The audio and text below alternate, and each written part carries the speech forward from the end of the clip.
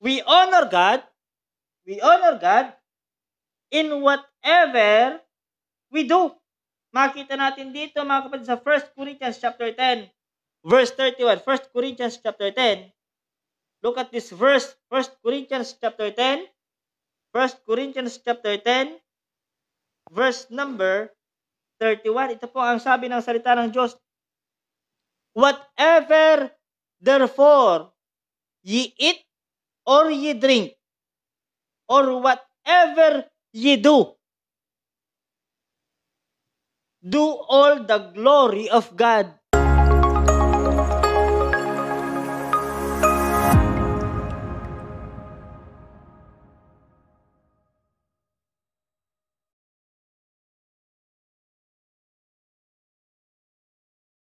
Kita nyo po mga kapatid, kahit sa pagkain at sa pag-iinom, dapat naluluwalhati ang Diyos.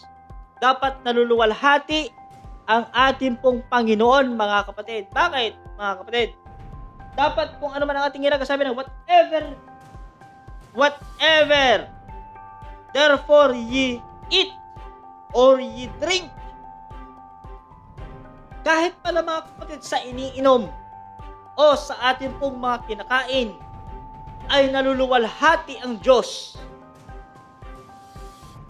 Talaga naman So, maraming mga tao na sila kumakain pero hindi man lang napapurihan ng Diyos. Maraming mga tao na saka lang dumighay, saka lang nagpuri sa Diyos. Sabi, nagdighay o nagdighay nga.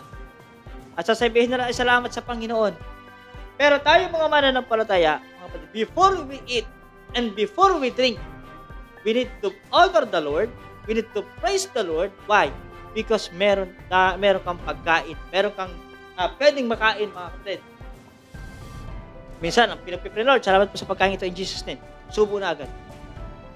Diba yung iba, may mga mananampatay na, kunyari, nasa kainan, tapos nalaglag kunyari, nalaglag ang kutsara, tapos na kanya pinulot, tapos siya nagpray, Lord, salamat po sa pagkain ito. Para hindi lamang siya nakita ng mga tao na siya po ay nag-honor sa Diyos at sumamba sa Diyos. Naalala ko sa daet, may bisita kaming Amerikanong pastor. At pumunta kami sa Jollibee. Pumunta kami sa Jollibee. Siya ay tumayo sa pinaka-sentro ng Jollibee. Doon sa kainan, mga kapatid. At ang ginawa niya ay kanyang kamay. At siya po yung nagsabi na, let's pray, let's glorify Him, let's honor Him, let's worship Him sa pamamagitan ng pagkain ito, mga kapatid. At salamat sa Panginoon. Talaga yung mga tao nagsipag habang kumakain tumahimik, tumigil sa pagkain. At sila ay nakinig sa prayer ng isang Amerikanong pastor. Huwag tayong mahiya, mga kapatid, to worship Him according to our deeds, according to our works, mga kapatid. Whatever you drink, may maraming mga tao na manginginom, masasabihin na, Lord, pagpalain niyo po ang inuming itong alak, hindi po pwede yun, mga kapatid. At di kayo magpapakalasing dahil pinag-bless na ito ng Lord. No. Sabi ng Bible, mga kapatid, ano man ang ating iniinom, ano man ang ating kinakain, ay dapat nating pasalamatan sa Diyos. Or whatever you do all the glory of God. Ano man po ang ating ginagawa,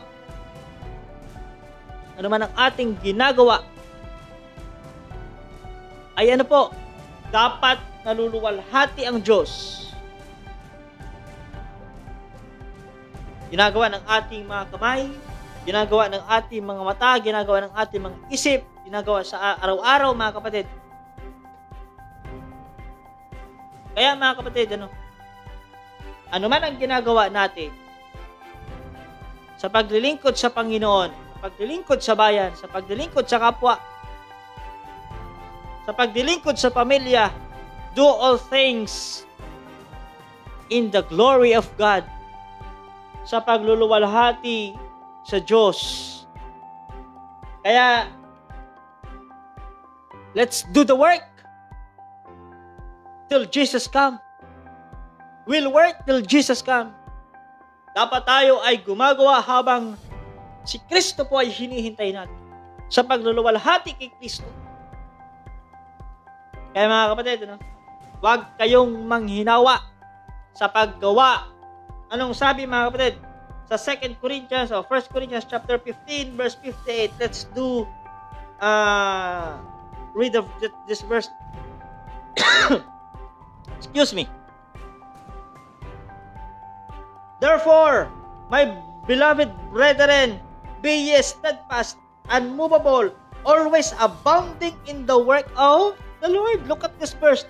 Always abounding. Pag sinabing abounding is abound. Sumasagana. Alam nyo, kung ang ginagawa mo ay para sa tao, mapapagod ka. I repeat, kung ang ginagawa mo ay para sa tao, ikaw ay mapapagod. Ikaw ay mapapagod. Kasi ginagawa mo ay para sa tao. Kung ang ginagawa mo ay para sa anak mo, kung ang ginagawa mo ay para sa nanay mo, kung ang ginagawa mo ay para sa pamilya mo, ikaw pa rin ay mapapagod dahil sila ay tao. Kung ginagawa mo yan para sa sarili mo, mapapagod ka rin. Pero kung ginagawa mo yan para sa Diyos, hindi ka mapapagod. Why? Sapagkat si Kristo ang magbibigay sa iyo ng kalakasan. Sapagkat si Kristo ang magbibigay sa iyo ng motibasyon. Kasi mga kapatid, pag sa tao ka, depende sa paggawa. Pag nakita mo ang mali ng tao, pag nakita mo ang kapalpakan ng tao, pag nakita mo ang kanyang mga ginagawang mali, tas ginagawa mo siya ng mabuti, mapapagod ka. Pero pag ang Diyos ang basehan mo sa paggawa ng mabuti, mga kapatid, hindi ka mapapagod. Let's do the work of the Lord through His name sa pamamagitan ng kanyang pumbiyaya.